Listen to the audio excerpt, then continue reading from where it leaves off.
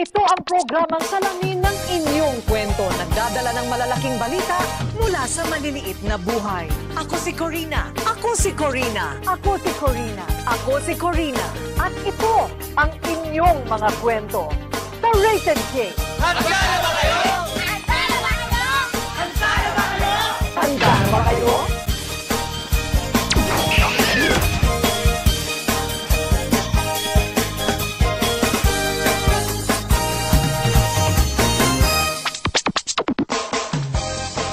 Ikalawang yugto, kabataan o ang childhood, kung kailan dapat ang bata ay walang pasaning problema sa buhay, kundi dapat ay nagsasaya at kinakalinga lamang sa kanyang kamusmusan.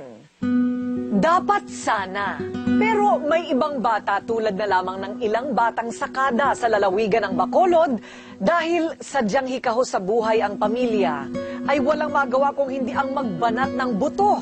At ang pag-ani ng tubo ang siyang itinuturing na pag-asa ng batang sakada. Kung ka-school lang, makakaon lang. Maagang gumigising sina Jonah at Junicio para maghanda. Si Jonah para pumasok sa eskwela. At si Junicio o Gilgil para magtrabaho naman bilang batang sakada sa kampo o taniman ng tubo.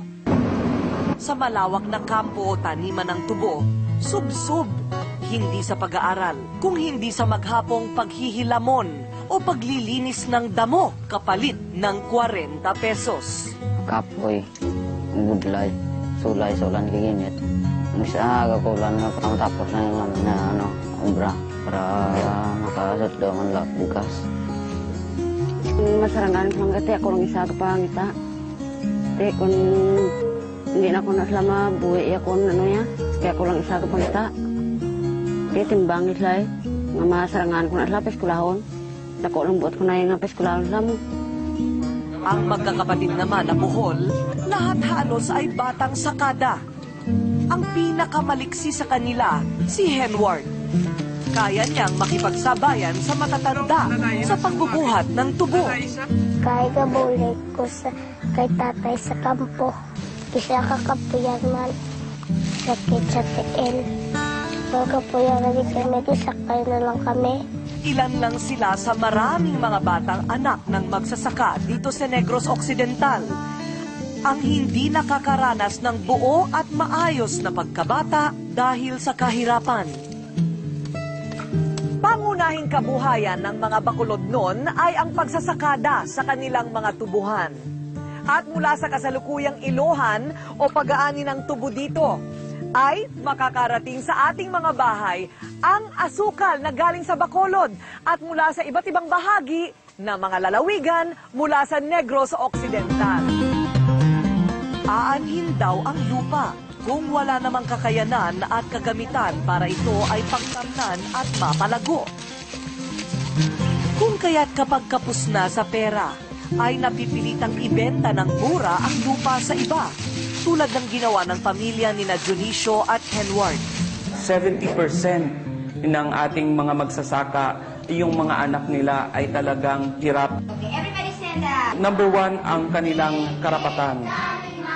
The rights to education, the rights to healthy living, the rights to play.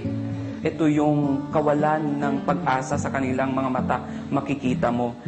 Ramdam na sabik pumasok sa eskwelahan si Junicio, kaya para hindi niya makaligtaan ni ang naiwang alaala lamang ng pag-aaral.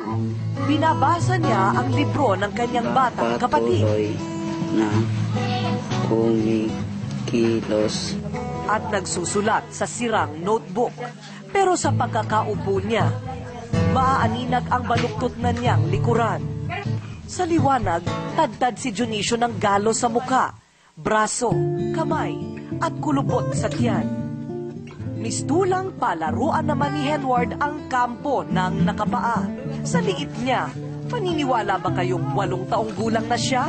At madalas ay 3 beses lang sa 5 araw kung pumasok dahil kailangan magtrabaho sa kampo. Nang tanungin kung ano ang kanyang pangarap, Sa kabilang banda, si Dionisio ay umaasa na sana'y hindi maging batang sakada ang kanyang mga maliliit na kapatid. Kung nami-amin lang makakalain namin ng ubra, itong ka-skill lang ni. Ano? Makakaon lang. Hindi matapos-tapos yung problema na ibigay ng gobyerno ang kaakibat na suporta upang mapalago ng ating mga parents ng mga magsasakang ito ang kanilang kabuhayan upang mapag-aral nila, mabigyan nila ng magandang damit, mapakain nila ng 3 beses sa isang araw. Kahanga-hanga at sa murang edad, malaking responsibilidad ang nakapatong na sa kanilang balikat. Pero wala nang mas tatamis pang bunga ng pagpapagod ng mga bata kung maipaparana sa kanila ang tunay na kahulugan ng pagkabata, ang lumaki ng maayos at tama ayon sa batas, nang hindi pinagtatrabaho at maging masaya at malaya sa mga pangamba sa kanilang kinabukasan.